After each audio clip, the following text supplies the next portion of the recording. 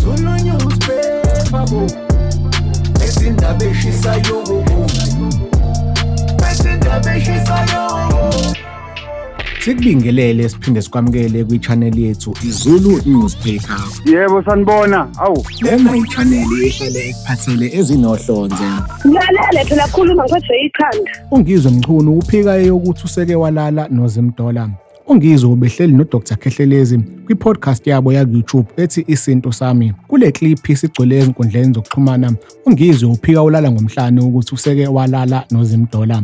Ubesenqenqa uZimdollar ukuthi atshele abantu ukuthi ayikho lento futhi ayikaze yenzeke. Ngale kokukhuluma kakhulu wembukeli, nansi le clip. Angikwazi lokho ukuthi mina ngabhebhana noZimdollar, ngabhebhana noZimdollar, angikwazi umkhulu ngithiwa ngetaba.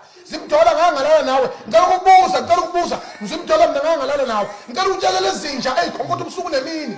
Uyawazi amaphutha akho Zimdollar, nami amanye yawo ngiyawazi. Kodwa ngangalala nawe ngiyibuzela nje. Ngiyibuzela, phendula phela. Phendula Zimdollar ngangalala. Mina ngikwazi mina uyishesha ngena Zimdollar. Mina Zimdollar ngikwazi mina ngizonda nawe washada ngaphameni. Angikwazi Zimdollar. Mina ngalala ubusuku. Tshela izinja wala Zimdollar uziyangidakelwa.